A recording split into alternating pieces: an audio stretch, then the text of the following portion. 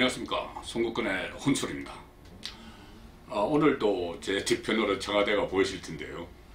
오늘은 문재인 대통령이 지금 청와대 안에 안 계십니다. 조금 전에 미국으로 떠났죠. 미국에 가서 우리 시간으로 모레 새벽쯤에 도널드 트럼프 대통령과 두 나라 한미 정상회담을 갖습니다. 자, 정상회담. 이번 정상회담은 특히 중요하죠.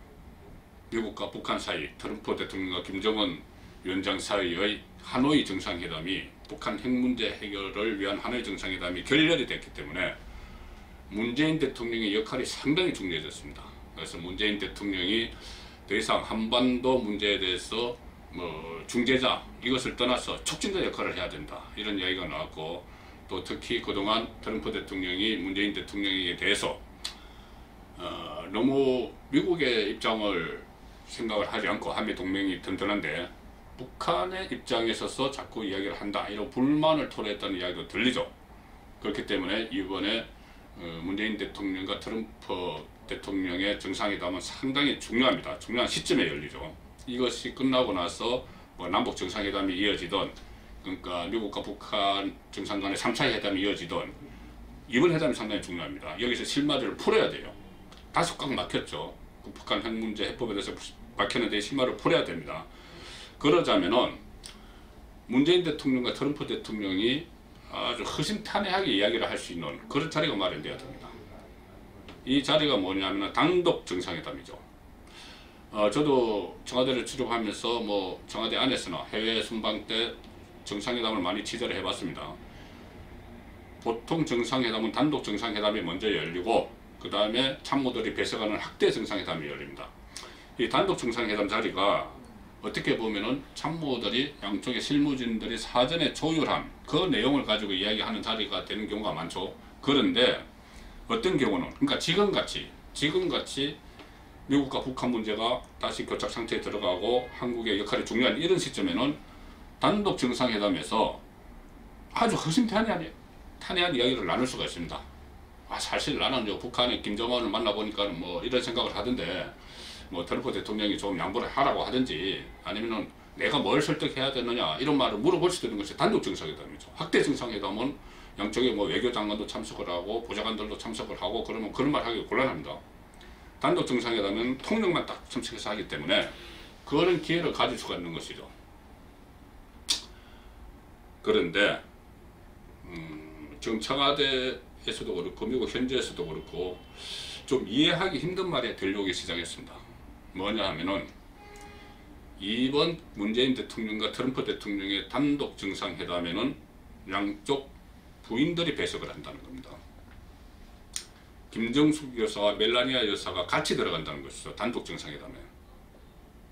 그러면 이것은 엄밀히 따지면 단독 정상회담이 아니죠.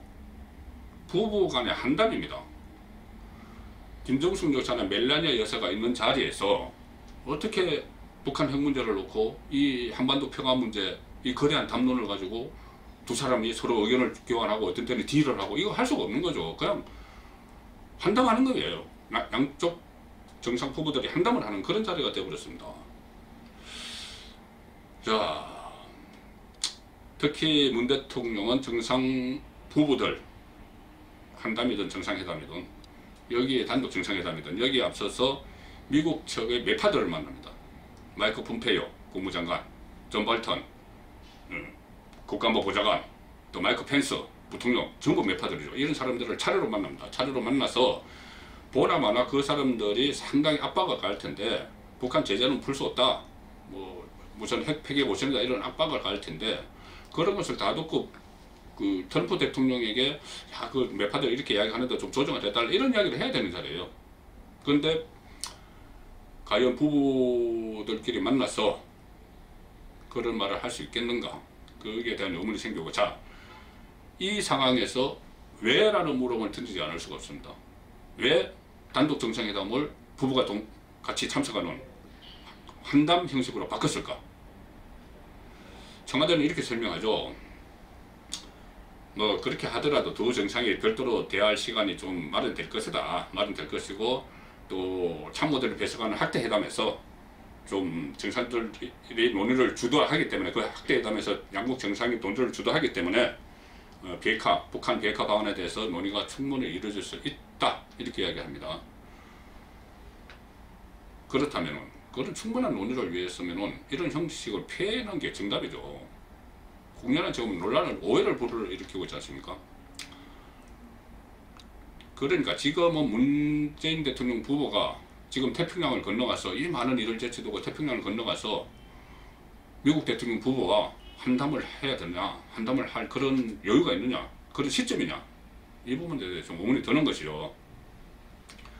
그래서 지금 이런 형식의 정상회담이 부부 한담 형식의 단독 정상회담이 계획한 것이 이것이 한국 측 요청이었느냐, 미국 측 요청이었느냐, 이걸 좀 이야기를 해야 됩니다.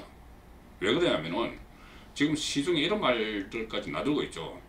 문재인 대통령이 지금 상황에서 트럼프 대통령을 만나서도 뚜렷이 내세울 성과가 없을 것이기 때문에, 어떤 협상 카드나 또 그로 인한 성과가 없을 것이기 때문에 이런 형식을 취해서 정상회담을 통과회로로 만들기 위한 일종의 물타기 하는 거 아니냐, 희석시키는 거 아니냐, 이런 지적이 나오기 때문에 정상회담을 하기 전이라도 지금 문재인 대통령 일행이 미국에 도착해서라도 청와대의 해명이 필요하다고 봅니다. 송국근의 권순이었습니다.